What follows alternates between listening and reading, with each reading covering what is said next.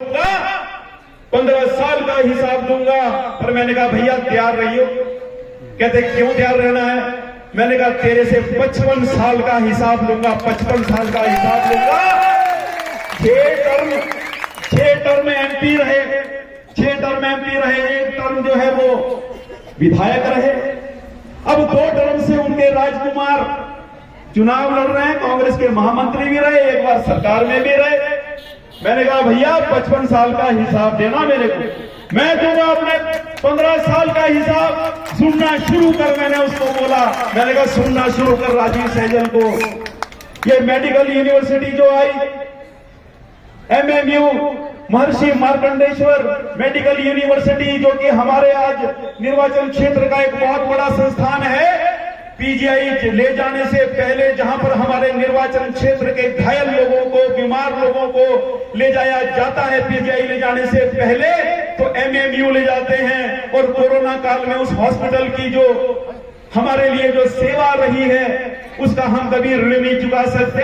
मैंने कहा सुल्तानपुर में वो एमएमयू डॉक्टर राजीव सहजल के प्रयासों से और हमारे पूर्व मुख्यमंत्री प्रोफेसर प्रेम कुमार धूमल के आशीर्वाद से आई थी नंबर 1। मैंने कहा तैयार रहना भाई। मैंने कहा नंबर 2, ये जो धर्मपुर का जो राजकीय महाविद्यालय है, अब हमारा जो सोलन का महाविद्यालय 2-3 हजार से ज्यादा संख्या, स्थान ही नहीं है, बच्चियों को लोग भेज नहीं सकते। हमारे निर्वाचन क्षेत्र के किसान लोग बेटियों को भेज नहीं सकते। हमने जो है प्रोफेसर प्रेम कुमार धूमल से उस समय निवेदन किया था कि हमारे निर्वाचन क्षेत्र में कॉलेज होना चाहिए। 2007 से 12 और 2011 सन 2011 में हमको जो है प्रोफेसर प्रेम कुमार धूमल के आशीर्वाद से ये कॉलेज मिला। तब तुम बोलते थे अरे राजीव सहजल ने कॉलेज तो खुलवा दिया, यहाँ तो बच्चे नहीं होने पड़ने वाले। आज मैं उनको बताना चाहता हूँ, मेरे कांग्रेसी मित्रों, धूमल जी के दिए हुए, भाजपा के दिए हुए, राजीव सहजल के प्रयासों से जो कॉलेज खुला था उसकी स्ट्रेंथ आज 800 से ऊपर हो चुकी, 800 से ऊपर हो चुकी। मैंने कहा ये इसको विकास नहीं समझते आप, इसको उपलब्धि नहीं समझते आप। फिर मैंने उनको बोला भव्य भवन बनना तैयार हुआ है, हम ठाकुर जयराम का धन्यवाद करना चाहते हैं। उन्होंने 12 करोड़ रुपया कॉलेज भवन के निर्माण के लिए दिया। 2 फ्लोर बन के तैयार हो गए।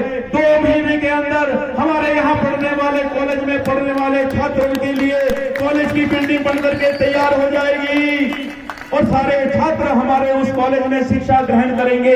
इसको क्या आप विकास नहीं मानते? फिर मैंने उनको बोला, मैंने कहा नंबर 3 कि अगर ये सुवाथू कॉलेज का भी अगर सरकारीकरण होता है, अगर कॉलेज का सरकारीकरण होता है तो गोस्वामी गणेश दत्त महाविद्यालय, सनातन धर्म महाविद्यालय, उसका सरकारीकरण तब होता है जब भारतीय जनता पार्टी की सरकार बनती है, ठाकुर जयराम हमारे प्रदेश के मुख्यमंत्री बनते हैं, तब उस कॉलेज का सरकारीकरण होता है। उस कॉलेज को और भव्य कॉलेज हम बनाएंगे। धर्मपुर का जो हमारा अस्पताल है, उस अस्पताल को 50 बिस्तरों का दर्जा जो है हमारी सरकार देती है। पेड़ों की कटाई होनी बाकी है। उसके बाद 5 मंजिला भवन की आधारशिला शिलान्यास माननीय मुख्यमंत्री जी के द्वारा किया जा चुका है। आने वाले 1 वर्ष के अंदर धर्मपुर अस्पताल की 5 मंजिला भवन वो बंद करके तैयार हो जाएगा। एक्सरे भी होगा, अल्ट्रासाउंड भी होगा, सारे टेस्ट होंगे, स्पेशलिस्ट भी होंगे। भैया मैंने कहा अब तू सोचना शुरू कर दे अपना 55 साल का हिसाब। मैं तो दे रहा हूं तेरे को हिसाब दर हिसाब। एसडीएम कार्यालय हम लेकर के आए। 152 करोड़ रुपए की लागत से बनने वाली प्रदेश की बड़ी पेयजल योजनाओं में से एक योजना, गिरी से पानी उठा करके कसौली के लिए लाए। गंगा का पानी तो नहीं ला सके, गंगा मैया का पानी तो नहीं ला सके, लेकिन गिरी मैया का पानी कसौली के लिए जरूर लेकर के आ रहे हैं। और आगे आने वाले 35-40 वर्षों तक कसौली के अंदर पानी की किल्लत नहीं होगी।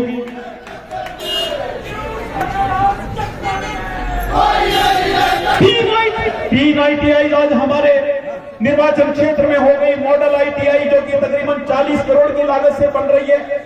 मैंने कहा वो कौन लेके आया? भैया सुल्तानपुरी जी लेके आए या आपका कोई अन्य और नेता लेकर के आया? मैंने कहा हिसाब तो वो भी भारतीय जनता पार्टी केंद्र सरकार के आशीर्वाद से हमको मिली है। उसका निर्माण कार्य बहुत तेज गति से चला हुआ है। वो ITI भी हम लेकर के आए हैं। ये मैंने उसको कहा। जाबल जंग रोड में हमने ITI शुरू कर दी। सुबाथू को हमने जो है सब तहसील का हमने दर्जा दे दिया।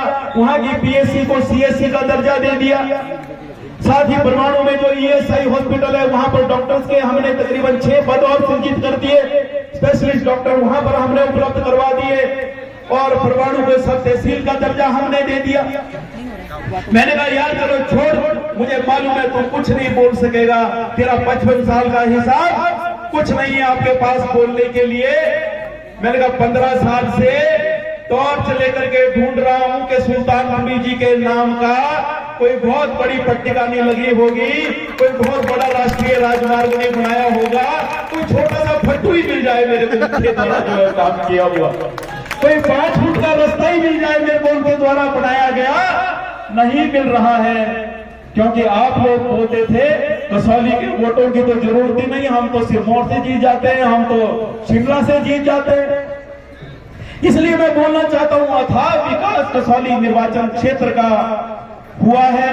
बहुत से विकास के काम हुए। विकास को भी अगर एक तरफ हम रख दें तो मैं ये बोलना चाहता हूं हमने लोगों के साथ एक रिश्ता कायम किया। हम ईमानदारी के रास्ते के ऊपर चले, हम सच्चाई के रास्ते के ऊपर चले हैं। जैसी मेरी जनता है, जैसे मेरे लोग हैं, जैसे मेरे वोटर्स हैं, जैसे हमारे गांव के लोग हैं, जैसा स्वभाव उनका है वैसा ही स्वभाव आपके विधायक का है। 15 वर्ष से राजनीति में रहने के पश्चात भी और 5 मंत्रालयों को चलाने के बाद भी आपके आशीर्वाद से एक भी कोई आरोप जो है आज हमारे ऊपर नहीं है, एक पैसे का आरोप हमारे ऊपर जो है आज नहीं है। हमने पूरे निर्वाचन क्षेत्र के विकास को बिना किसी भेदभाव के, बिना किसी पक्षपात के हमने आगे बढ़ाया है और आगे भी इसी प्रकार से अपने चुनाव क्षेत्र के विकास को हम लोग आगे बढ़ाते रहेंगे। ये भी आपको मैं आश्वासन देना चाहता हूं। और एक बात मैं और बोलना चाहता हूं कि ये 15 साल का रिश्ता, देखिए ये सत्ता परिवर्तन के साथ जो है ये समाप्त नहीं होगा।